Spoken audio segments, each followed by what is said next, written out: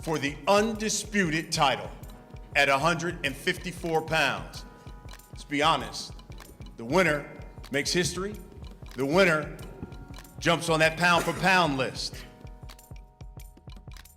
Dontaesboxingnation, what's going on, guys? Okay, so if you Google ESPN right now and you go to Wikipedia, their summary of ESPN reads, while ESPN is one of the most successful sport networks, there has been criticism of ESPN. This includes accusations of biased coverage, conflict of interest, and controversies with individual broadcasters and analysts. Guys, once again, what I just read is not from a boxing article. That is from Wikipedia. And they just basically describe ESPN as the Fox News of sports in America. Now, you don't have to take Wikipedia's word for it. Just look at ESPN's pound for pound list. Keep in mind, guys, this is their most recent list. After Jermell Charlo, way after Jermell Charlo made history, becoming the undisputed champion and arguably the deepest division in the sport of boxing. And where does ESPN have Jermell Charlo on their list? Nowhere. He's not even on the list. Now, let me just say this. If ESPN had Jermell Charlo on the bottom of their list, that would be biased. But to not even have him on the list, this is absolute blatant racism at its finest. There is nothing else you can call it. There is no way you can justify not having Jermell Charlo on this list. And by the way, just a side note, we're dropping the new media pound for pound list. It's coming really, really soon. But going back to this ESPN list, and the reason why we have to address this is because we're talking about the biggest sport network in America. And if you look at their list from top to bottom, it is completely inconsistent. They have Devin Haney at number 10, which is a whole nother story because Devin Haney is underneath Lomachenko. Somehow they have Lomachenko ranked higher than the guy he lost to recently, which is Teofimo Lopez. And then you have Devin Haney that just beat George Kambosos, the same George Kambosos that just beat Teofimo Lopez. But yet they have Lomachenko ranked above Devin Haney. But on top of that, how do you have Devin Haney and Shakur Stevenson on the list, but you don't have Jermell Charlo on the list? Jermell Charlo has been on top in the sport of boxing longer than Shakur and Devin Haney has, so all three of them should be on the list. Someone else who's pound for pound one of the best fighters in the world today is Stephen Fulton. So ESPN, they don't have any of the real pound for pound best fighters from America, at least, on their list. But yet, they put Tyson Fury on their list, someone who's retired. They have Canelo on their list, someone who just came off of a loss, and they have Vasyl Lomachenko on the list, who's inactive and just lost all of his belts 2 fights ago. When Alexander Usyk became the undisputed champion in the weakest division in the sport, the cruiserweight division, ESPN, they had him ranked as number 6 pound for pound, the best fighter in the world. But they don't have Jermell Charlo on the list at all, despite the fact that he's actually beat better competition at 154 than Usyk did when he was at cruiserweight. These are blatant double standards. These are the most overt double standards I've seen in the sport of boxing since social media has emerged. I mean, ESPN has gotten so comfortable with the disrespect towards Black American boxers. They're committing these crimes in broad daylight. They see the camera right in front of them, they don't even care. They're not even wearing masks when they rob the bank. They're telling you their name. They're telling the police and the bank teller, this is my address.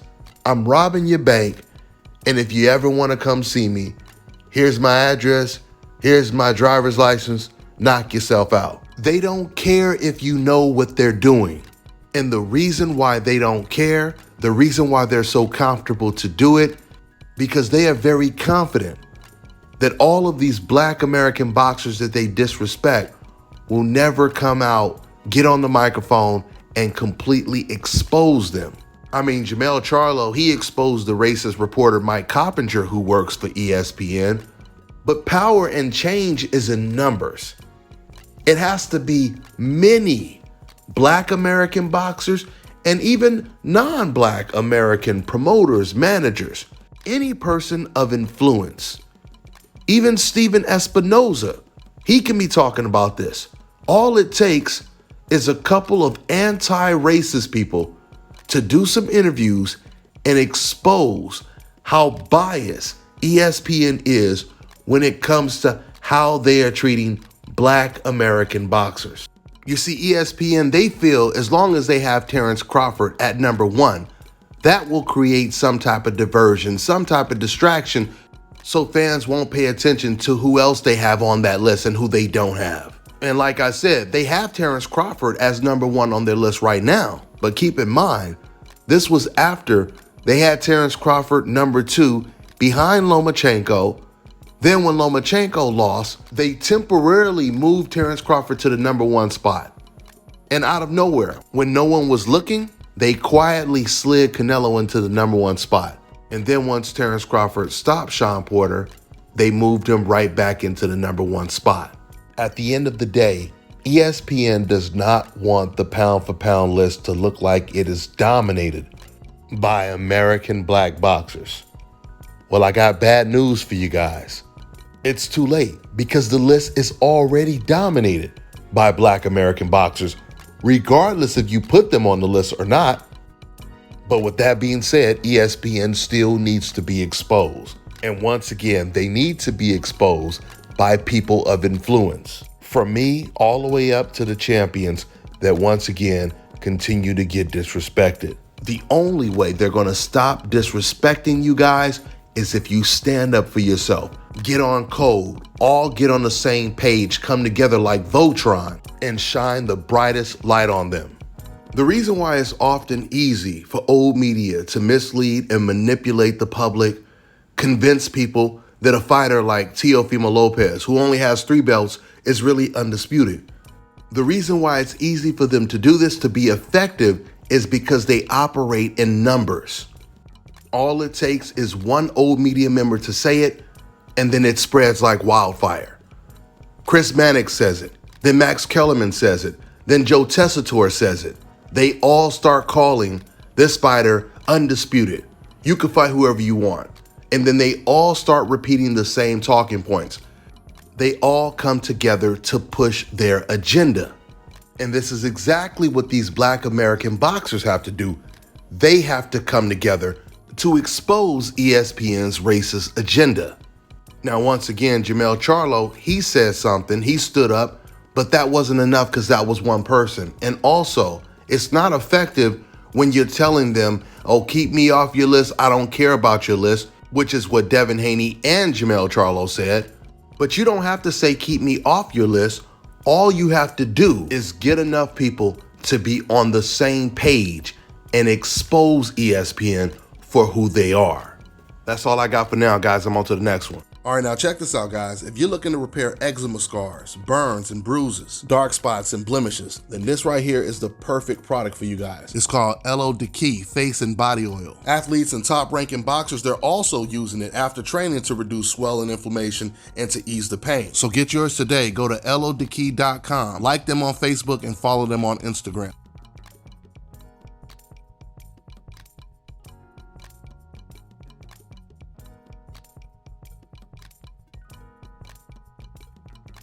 How has this changed your life, man? It's going good. It's going good. I feel younger, look younger. Picking up the young girls. I just get scratched that, but it's been good. It's been good. I like the look. I like the feel. I feel more confident now. It was money well spent. Cool. Now, in terms of the response, what has been people's like as people being like, hey, what do you have on your head, or things of that sort? The most response I get is like, yo, what barber you go to? They get, such a close shave with, everything lined up, so sharp and everything. And, then I go to explain it to them, the procedure of what I had done and everything, They always like, I would have never known if you didn't come. Fellas, I've got some great news for you. If you've lost your hair or have a receding hairline, the time has come when you can finally get your hairline back through a process called scalp micropigmentation. So here's how it works. It's a hair tattoo that replicates the look of your hair follicles when you have fully shaved it down. So to get this hookup, make sure you follow and contact my man ScalpCarolinas on Instagram. Let me tell you guys about Issa Israel Law Firm. It is a full-service legal practice based in Denver, Colorado, an emerging hub for combat sports and high-altitude training. If you're a fighter inside or outside of the ring and you need a law firm you can trust to fight for you, visit thefighterfirm.com or email help@iilawfirm.com. Legal representation is usually limited to plaintiffs or defendants in Colorado, but iFirm can help anyone in the world with trademarking their business name, logos, and U.S. immigration issues. This brother has been my attorney for a while and helped guide me through all kinds of business and civil issues, so make sure you guys go to thefighterfirm.com.